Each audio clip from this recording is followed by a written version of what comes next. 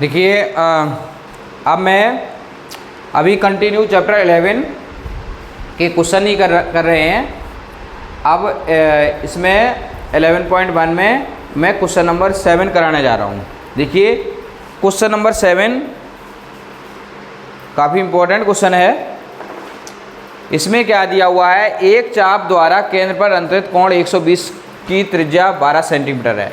मतलब एक चाप द्वारा केंद्र पर अंतरित कोण कितना है, 120 डिग्री है और जिसकी त्रिज्या कितनी है, 12 सेंटीमीटर है। तो संगत वृत्तखंड का क्षेत्रफल ज्ञात कीजिए। इंग्लिश में अगर हम इसको पढ़ते हैं तो chord of a circle of radius, chord of a circle of radius 12 centimetre subtend the angle A of 120 degree at the centre. 120 degree का कोण सेंटर पे ये बनाता है। तो क्या करना है, find the corresponding segment of the circle, area of the corresponding circle of the circle आपको निकालना है। मैं आपको क्वेश्चन दिखा देता हूँ। ये है क्वेश्चन नंबर 7, ये रहा क्वेश्चन नंबर 7। ठीक है, चलिए अब मैं करने जा रहा हूँ। तो सबसे पहले क्या है, थीटा कितना है, 120 डिग्री है, रेडियस कितनी है, 12 सेंटीमीटर है। ठीक है, तो संगत वृत्तखंड का, संगत वृत्तखंड का क्षेत्रफल मतलब एरिया ऑफ करस्पॉन्डिंग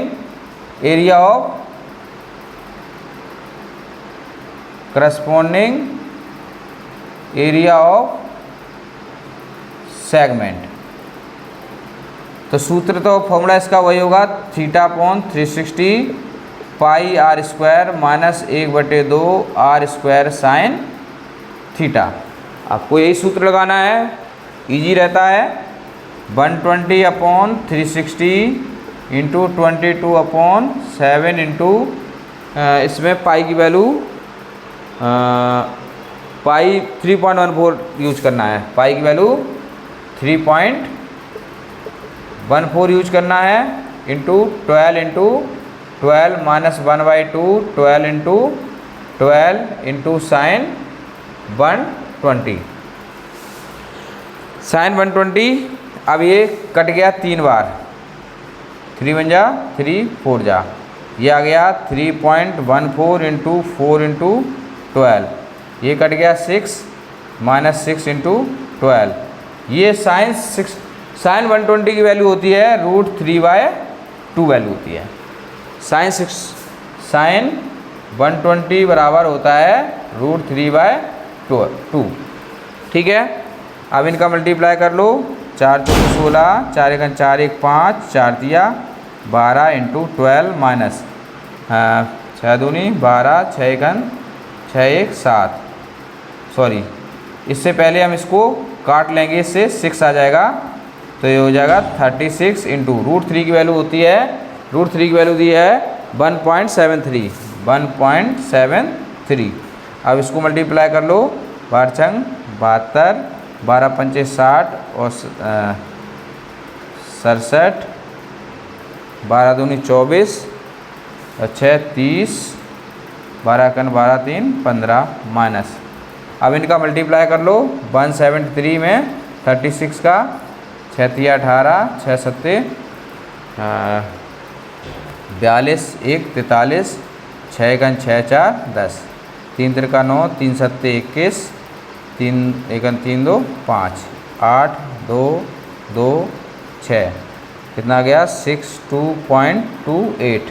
अब इसको माइनस कर लो, 150.72 और 62.28 माइनस करो, 12 में से 8 गए 4, 6 में से 2 गए 4 और 10 में से 2 गए 8, 15, 14 में से 6 गए 8, कितना आ गया 88.44 सेंटीमीटर स्क्वायर। ये आंसर इसका आ रहा है, क्वेश्चन नंबर 88.44 सेंटीमीटर स्क्वायर। ठीक है, ये इसका आंसर आ गया। तो आपको बच्चों क्या करना है, सबसे पहले आपको बस क्या क्या दिया है वो लिखना है, फिर किसका क्या पूछा है डायरेक्ट फॉर्मूला पुट करना है, बस उसमें फॉर्मूले में वैल्यू पुट करने के बाद कैलकुलेशन सही करनी है। कैलकुलेशन अगर सही हो गई तो 100% आपका आंसर सही हो जाएगा। अब मैं क्वेश्चन नंबर 8 करने जा रहा हूँ।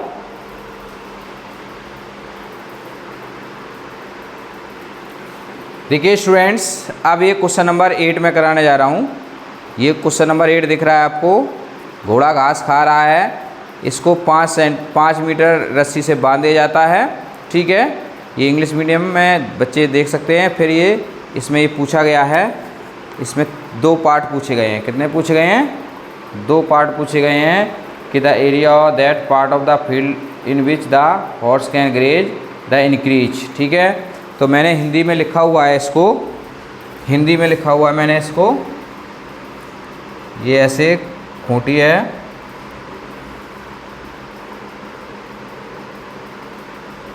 ये घोड़ा है यहाँ पे, ठीक है।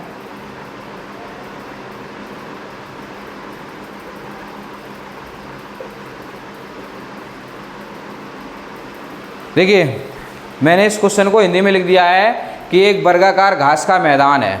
क्या है? एक वर्गाकार घास का मैदान है, ठीक है। घोड़े को एक खूंटी से यहाँ बांध दिया जाता है, एक किनारे एक खूंटी से यहाँ बांध दिया जाता है। तो वर्गाकार क्षेत्र की भुजा ये 15 मीटर है। कितनी है?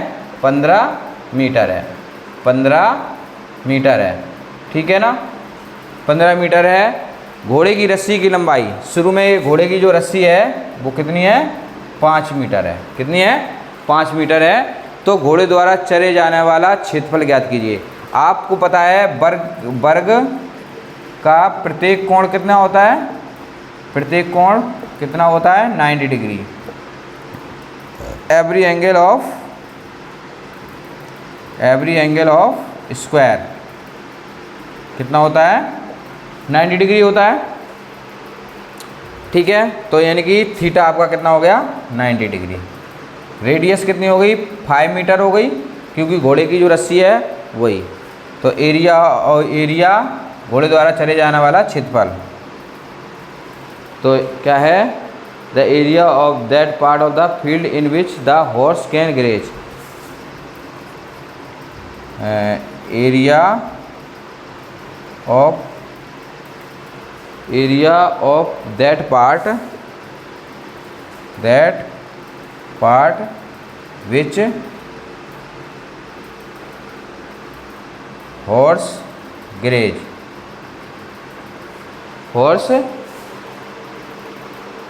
ग्रेज, ठीक है ना। यानी कि घोड़े द्वारा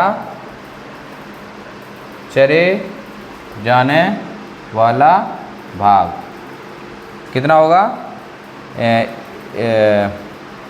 एरिया ऑफ सेक्टर, यानी कि त्रिज्यखंड का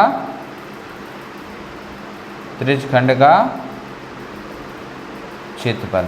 भाई घोड़े के द्वारा जो चरा जाएगा वो क्या होगा? त्रिज्यखंड का क्षेत्रफल होगा, और इसका फॉर्मूला होता है 3πr²। तो 90/360 22। पाई की वैल्यू कितनी रखनी है? पाई की वैल्यू दी हुई है 3.14। पाई की वैल्यू रखनी है 3.14 इंटू आर है 5 इंटू 5। ये आ गया आपका 4 कट के। अब ये 3.14 इंटू 25/4, अब इसे काट लो, 2 2 जा 1.57। अब इसको मल्टीप्लाई कर लो, 25 सत्ते यहाँ कर लो मल्टीप्लाई 157 इंटू 25, 5 सत्ते 35, 5 25, 3 28, 5 1 5, 2 7, 2 सत्ते 14, 2 पंचे 10, 1 11, 2 1 2 1 3 हो गया 5, 8 4 12, 7 1 8 और 3। ये हो गया 38.25/2। ये हो गया 2 1 2, 2 9 18, 2 एकम 2, 2 दूनी 4, इतना घोड़ा घास का जो क्षेत्रफल है इतना चलेगा। ठीक है,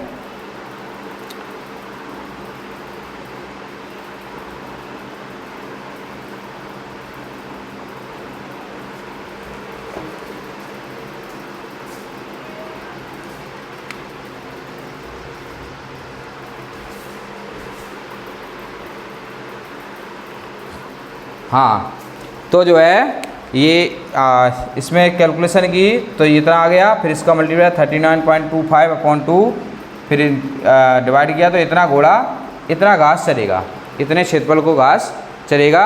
अब पूछा है कि उसकी अगर लंबाई बढ़ा दी जाए, क्या कर दी जाए, उसकी लंबाई अगर बढ़ा दी जाए तो देखिए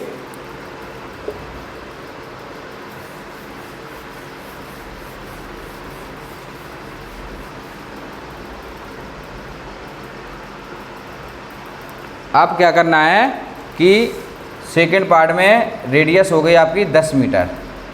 कितनी हो गई? 10 मीटर। ठीक है, रेडियस हो गई आपकी 10 मीटर हो गई, और थीटा तो वही है,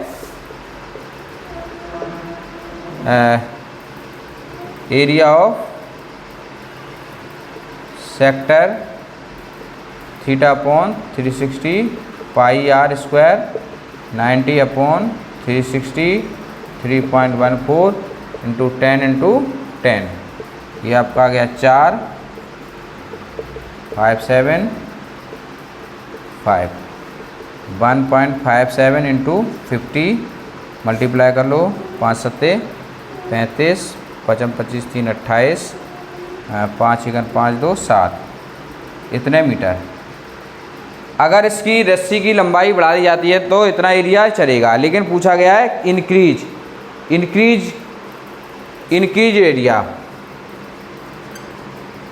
इंक्रीज एरिया यानी कि तो 78.50 माइनस कितना आया था, 19.625, 2 का भाग दिया, 2 एकम 2, 2 ने 18, 2 छक 12, 625, इसको माइनस कर दो,